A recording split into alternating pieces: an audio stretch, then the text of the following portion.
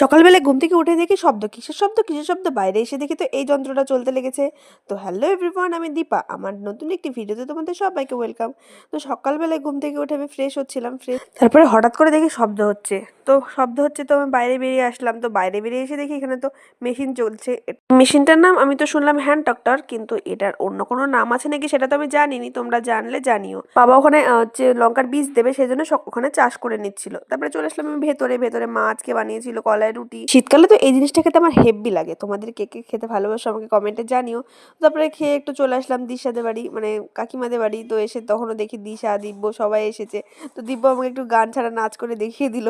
তো তারপরে চলে আসলাম। আজকে বিকেলে তো আমাদের বাড়িতে হবে একটা দারুণ জিনিস তৈরি, সেজন্য তো আমার নেমন্ত্রণ, মানে আমার আর মিস্টার মালাকারের দুজনের নেমন্ত্রণ ছিল। তো আমি আগের দিনই চলে এসেছি। আমি তো স্নান করে এসে দেখি মার সব গোছানো কমপ্লিট, মা শুরু করে দিয়েছে ভাজতে।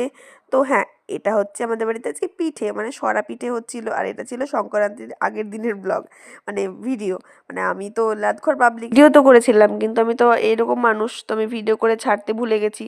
তো সেই জন্য এত দেরি হয়ে গেল। তো তারপরে বিকেলবেলা বসেছিলাম সবাই মিলে একসাথে, কারণ সবাই এসেছে, আমরা 3 বোন এক জায়গায় হয়েছিলাম। তারপরে খাচ্ছিলাম সন্ধ্যাবেলা বসে বসে পিঠে। আর সেদিন খেলা হচ্ছিল নিউজিল্যান্ড ভার্সেস ইন্ডিয়া, সেই খেলাটা দেখছিলাম। তো আজকের মতো ভিডিওটা এই পর্যন্ত, দেখা হবে নেক্সট কোনো ভিডিওতে, ততক্ষণের জন্য টাটা।